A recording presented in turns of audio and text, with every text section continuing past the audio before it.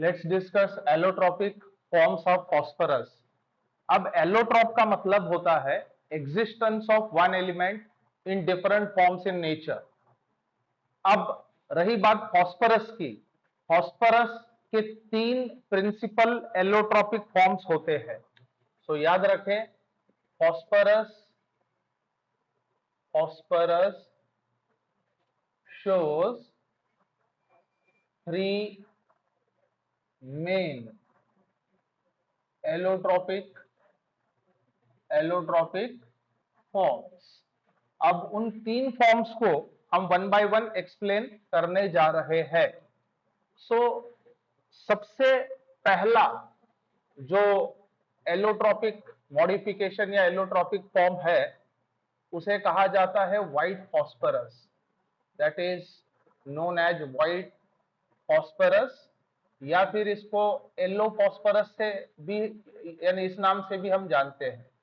White phosphorus is also called as yellow phosphorus.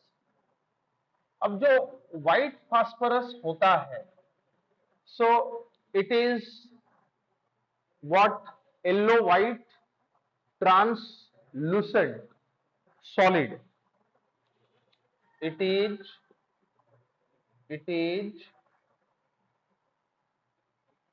Yellow white translucent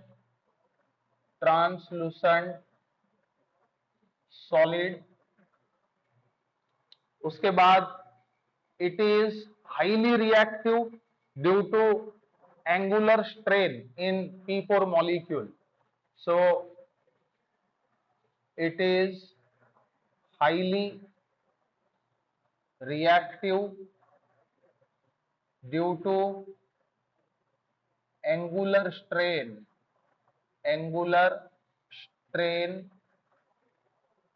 in P4 molecules।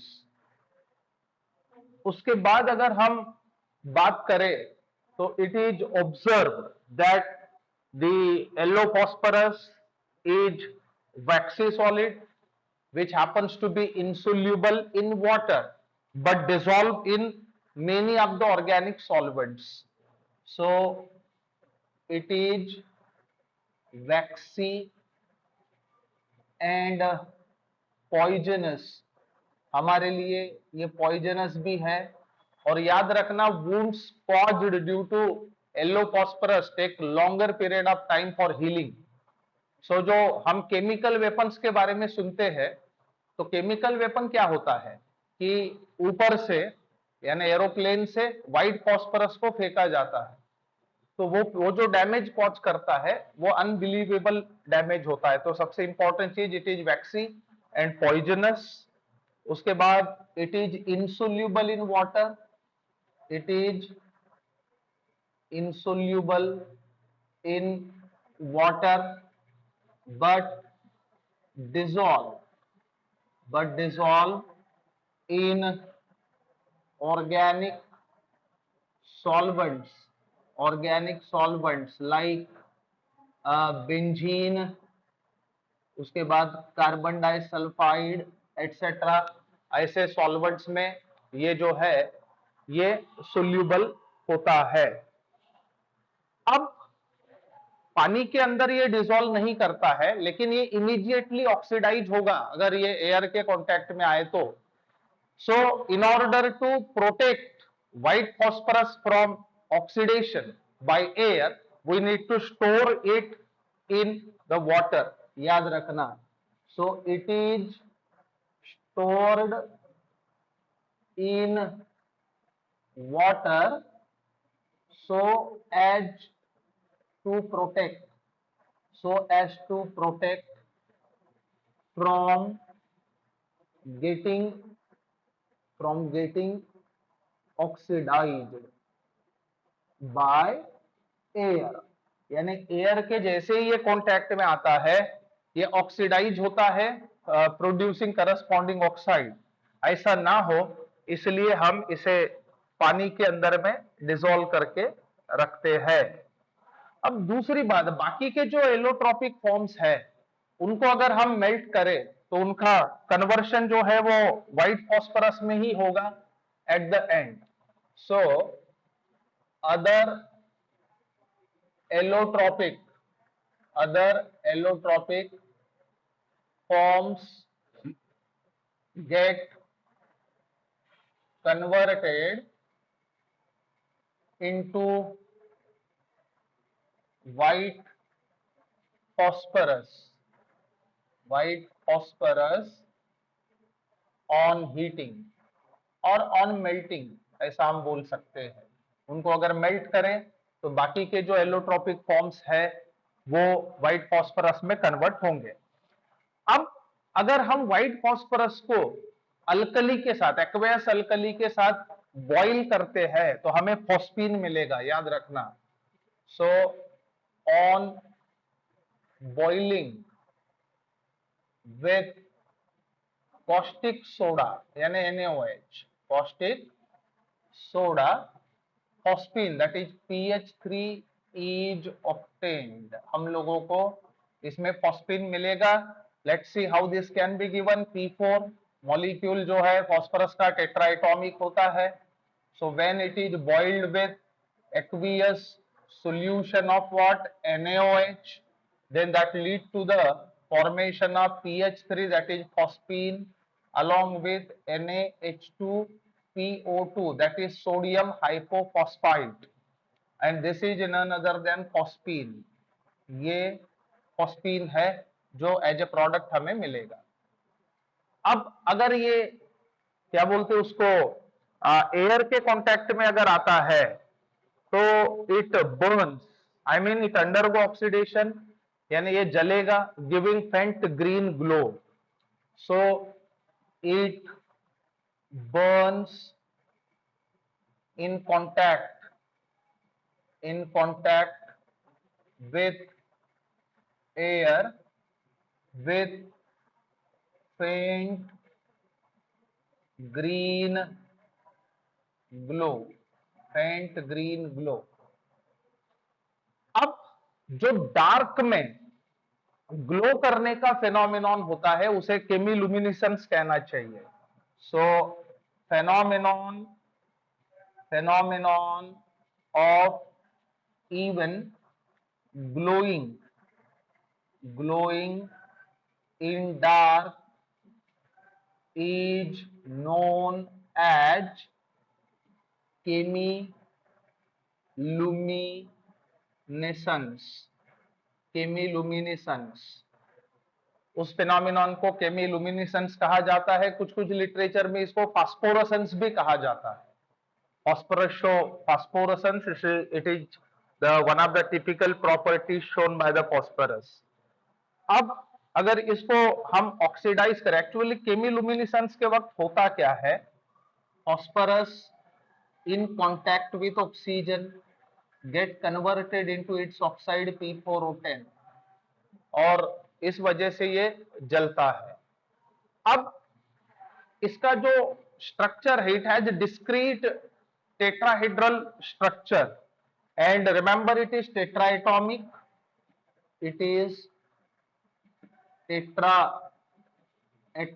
इसलिए हम molecule को P4 लिखते हैं. and has discrete tetrahedral structure. ये था सबसे रिएक्टिव और पहला एलोट्रोपिक मॉडिफिकेशन फास्फोरस का, जिसे हम कहेंगे व्हाइट फास्फोरस या एलो फास्फोरस. अब अगला एलोट्रोपिक फॉर्म है फास्फोरस का, रेड फास्फोरस. अब रेड फास्फोरस कंपैरेटिवली जो है लेस रिएक्टिव वैरायटी है. हम जब व्हाइट फास्फोरस के साथ इसको कंपेयर करेंगे तो it is reddish violet solid in powdered form, याद रखिए. So it is reddish violet solid in powdered form. जब ये पाउडर्ड फॉर्म में हो तो ये रेडिश वायलेट होता है. It is tasteless, odourless and non toxic as well.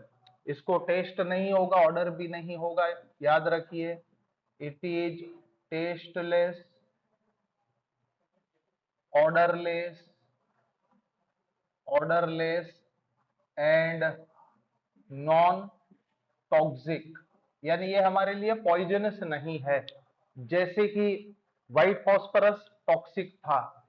अब ये व्हाइट फॉस्फोरस के मुकाबले कम रिएक्टिव होगा, याद रखिए। सो it is less reactive, it is less reactive than white phosphorus, less reactive than white phosphorus, and it do not glow in dark। ये glow नहीं करेगा, जैसे व्हाइट फॉस्फोरस केमिलुमिनेसेंस शो करता है, वैसे रेड फॉस्फोरस जो है डू नॉट शो केमिलुमिनेसेंस। ये इंपॉर्टेंट चीज याद रखिए।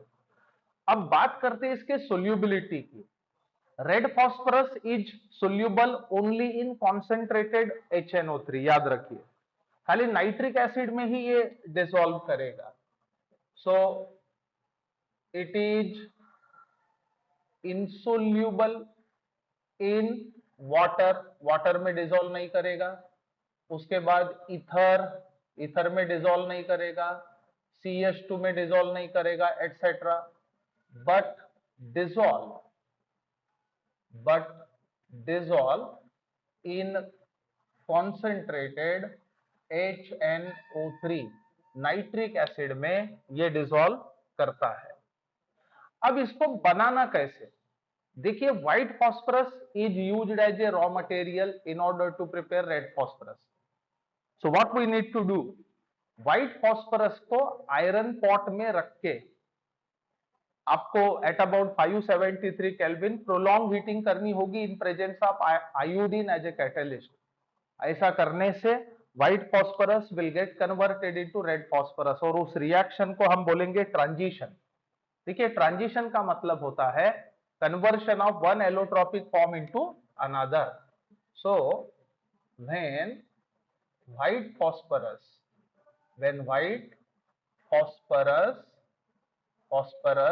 is heated in iron pot at about 573 Kelvin in presence of iodine, ऐसा करने से क्या होगा, red phosphorus is form and reaction is known as transition. इस रिएक्शन को हम ट्रांजिशन कह सकते हैं। Let's see how this can be given. हमने व्हाइट फॉस्फोरस लिया, we are taking what, white phosphorus, और इस व्हाइट फॉस्फोरस को आयरन पॉट में in presence of iodine as a catalyst prolong heating हम कर रहे हैं एट अबाउट 573 केल्विन, है ना, कुछ घंटों के लिए। तो ऐसा करने से इसका कन्वर्शन रेड फॉस्फोरस में होगा। इसके बाद it is a polymeric also, यानी जो P4 टेट्राहेड्रा है वो एक में के साथ जुड़ के एक लंबा पॉलीमेरिक चेन ये देगा। सो याद रखिए, it is polymeric in nature. It is polymeric in nature. So P4 tetrahedra combine producing long chain. So it was all about the second allotropic variety, what we called red phosphorus. Next allotropic variety of phosphorus happens to be the black phosphorus. ये तीसरी allotropic variety है। अब हम बोल सकते हैं कि black phosphorus is thermodynamically most stable form, याद रखना। So it is thermodynamically thermodynamically most stable form of the phosphorus. Thermodynamically stable form of the phosphorus. It is highly stable. अब phosphorus को जब आप हीट करेंगे, it forms series of varieties of black phosphorus, और अलग अलग stages जो है ब्लैक फॉस्फोरस के हमें नजर आएंगे. सो हाई प्रेशर पे जब हम हीट करेंगे, so when phosphorus is heated at high pressure, so series of changes or series of types of what black phosphorus can be obtained. अब इनमें से कुछ पकर्ड लेयर्ड स्ट्रक्चर भी कंटेन करते हैं. So some of the forms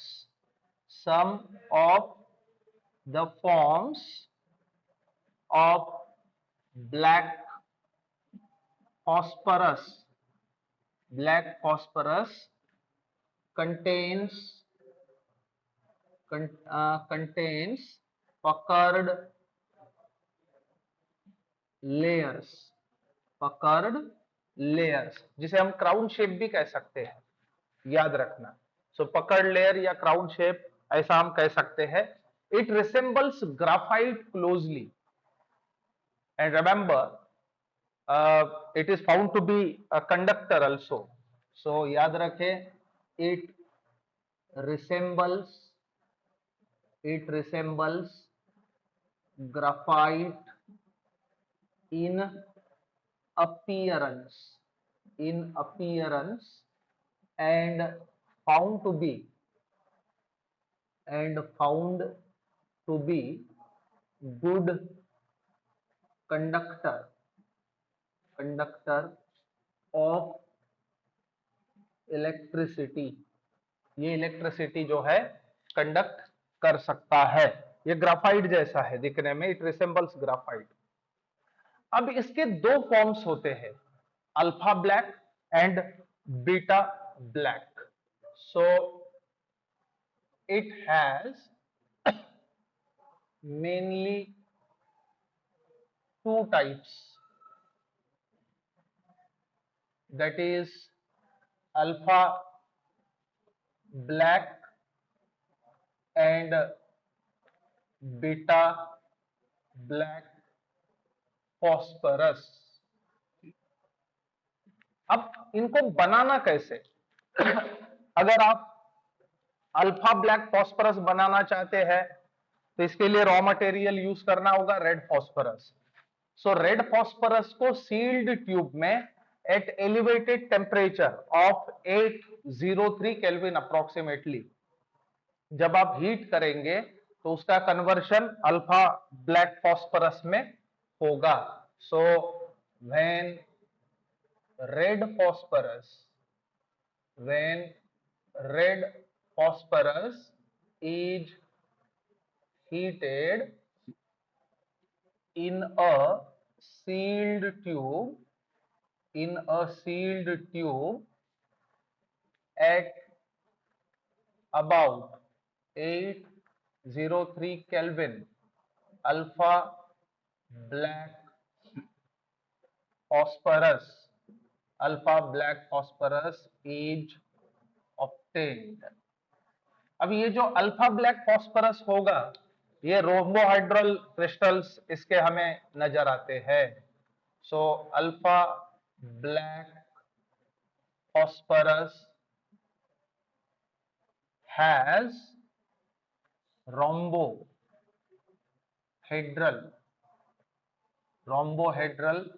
crystals.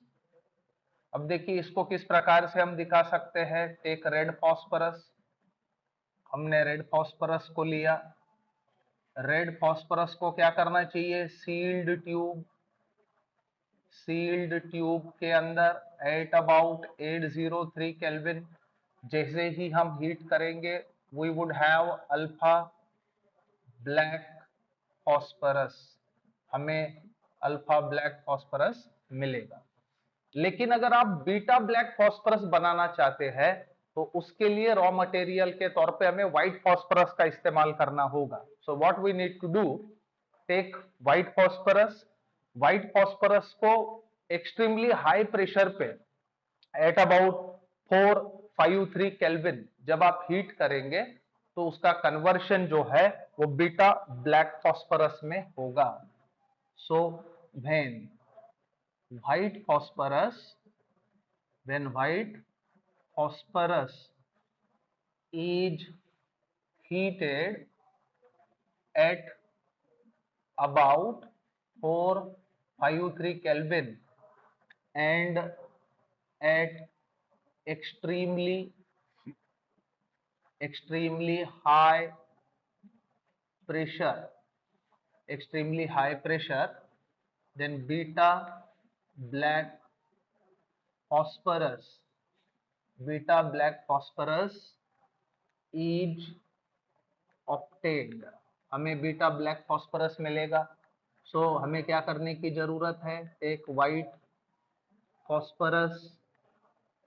Phosphorus लीजिए, इसे high pressure पे, at high pressure what we need to do, we need to heat at about 453 kelvin.